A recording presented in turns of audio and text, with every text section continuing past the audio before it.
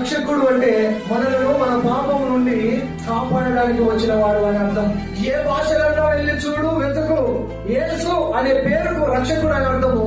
ఆయన మనలను పాపం నుండి రక్షిస్తాడు, శాపం నుండి రక్షిస్తాడు, నిత్య నరకం నుండి, నిత్య నరకాగ్ని నుండి, పాతాళం నుండి మనల్ని రక్షించేవాడు యేసు. హల్లెలూయా.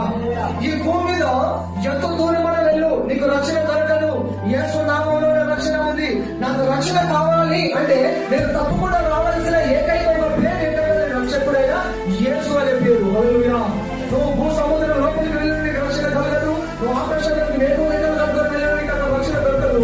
ఒక యేసు ప్రభు దగ్గరికి వస్తేనే రక్షణ దొరుకుతుంది. హల్లెలూయా. ఈ లోకంలో రక్షించడానికి చాలా ఉన్నాయి. నేను ఒక తప్పిదం ఉంటే, నేను దోషిగా ఉంటే నిన్ను నిర్దోషిగా చేయడానికి ఒక లాయర్ రక్షించడానికి, నేను వృద్ధం చేయడానికి ఒక లాయర్ ఉండొచ్చు, నేను ఒక పోలీసు రక్షించడానికి రక్షకుడిగా ఉండొచ్చు, లేదా ఆర్మీ వారు నేను రక్షించడానికి రక్షకుడిగా ఉండొచ్చు. వీరందరూ మనల్ని తాత్కాలికంగా టెంపరీగానే మనల్ని భద్రత కల్పిస్తారు, రక్షణ కల్పిస్తారు. కానీ మనిషి మీద ఉన్న పాపము, మనిషి లోపల, మనిషి రక్తంలో పెళ్ళోనికి పోయిన ఆ పాపము నుండి, ఆ పాప శిక్ష నుండి, ఆ మరణం నుండి, ఆ నిత్య నరకాగ్ని నుండి రక్షించే నామము, రక్షించే వారి లోకంలో ఎవరైనా ఉన్నారంటే అది ఒక యేసు మాత్రమే. హల్లెలూయా. యేసు మాత్రమే పాపముల నుండి విడిపించి మనలను రక్షించగలిగిన సమర్థుడు. ఎంత దూరం వెళ్ళినా, ఎక్కడికి వెళ్ళినా, ఎంత ఖర్చు పెట్టినా, ఏమేమో చేసినా, ఎన్ని చేసినా కూడా రక్షణ కలగదు. యేసు నామములో మనకు రక్షణ ఉండాలండి. హల్లెలూయా. మనల్ని రక్షించడానికి యేసు ప్రభువు రక్షకుడిగా ఈ లోకంలో పుట్టాడు. లూకా సువార్త 19:10 చెప్తుంది, రక్షించడానికి, వెతికి రక్షించడానికి మనుష్య కుమారుడు ఈ లోకంలో పుట్టాడు. మనుష్య కుమారుడు యేసు ప్రభు ఈ భూమి మీద ఎందుకు పుట్టాడంటే మనం నశించుకోవడం ఆయనకి ఇష్టం లేదు. దేవుడు ఈ లోకాన్ని ఎంతో ప్రేమిస్తున్నాడు. యోహాను సువార్త 3:16 దేవుడు ఈ లోకాన్ని ఎంతో ప్రేమించి ఆయన యందు ఎవరైతే విశ్వాసం ఉంచుతారో వారు నశించుకోకుండా నిత్య జీవం పొందడానికి ఆయన ఈ లోకానికి వచ్చాడు. ఆయన ప్రేమించి మన గుడికి ఈ లోకానికి వచ్చాడు. ఆయన ఈ భూమి మీద ఎందుకు పుట్టాడంటే మనం నశించుకోవద్దు, మనం నాశనాలకు వెళ్ళొద్దు, మనం నిత్య నరకానికి వెళ్ళకుండా దాని నుండి మనం తప్పించడం కొరకు యేసు ప్రభు రక్షకుడిగా ఈ లోకంలో పుట్టాడు. ఈ లోకంలో మనుషులంగా, మానవులు ఉన్న రకరకాల ప్రాంతాలకు వెళ్తాము, రకరకాల సమయాలలో వెళ్తాము. ఎన్నో రకరకాల దుష్ట, దురాత్మ, అంధకార, చీకశక్తుల ప్రభావము ఈ లోక అధికారి సాధారణుడు ఈ లోకంలో తన ప్రభావంతో చెలరేగిపోతా ఉన్నాడు. మన జీవిత ప్రయాణాలు, ఎన్నో ప్రయాణాలు చేస్తాము, ఎన్నో అనుకుంటాము, ఎక్కడెక్కడికి వెళ్తాము.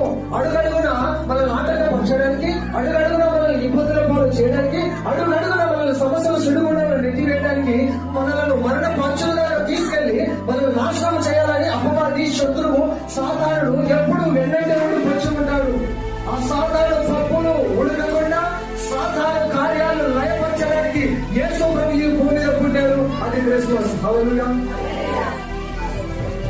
మానవాళి దుష్ట, దురాత్మ శక్తుల నుండి విమోచించడానికి యేసు ప్రభు అపవాది క్రియలను లయపరచడం వరకు మనుష్య కుమారుడు ఈ లోకంలో ప్రత్యక్షమయ్యాడు.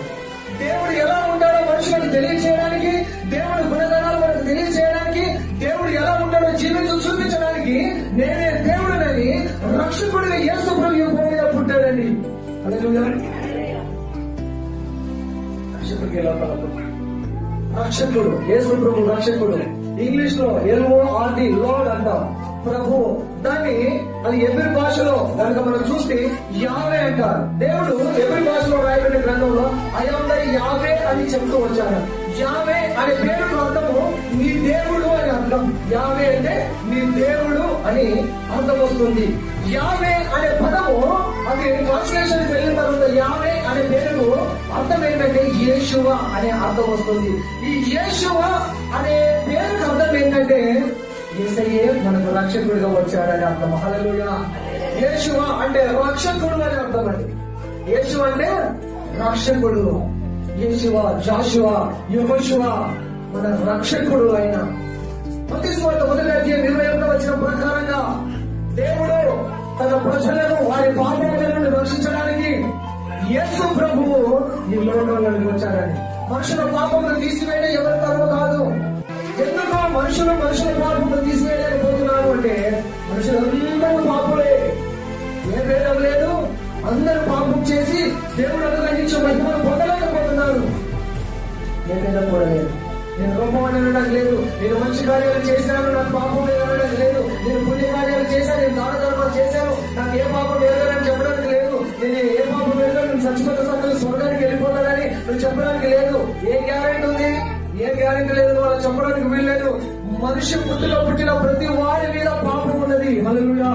జన్మతో పాపముల్లో ఉన్నాము, మనము కర్మతో పాపంగా ఉన్నాము, తల్లిదండ్రుల నుండి పాపంగా పుట్టాము, మనం చేసే క్రియల ద్వారా కర్మ బలం ద్వారా పాపంగా మారుతూ వచ్చాము. మన రక్తము పాపపు ఇష్టమైనది, మన శరీరం పాపపు ఇష్టమైనది, మన కన్నులు, మన చూపులు, మన మాటలు, మన వినికిడి సమస్తము పాపపు ఇష్టమైనది. పాపములు తీసివేయటము ఈ భూమి ఎవరికి అధికారం లేదు.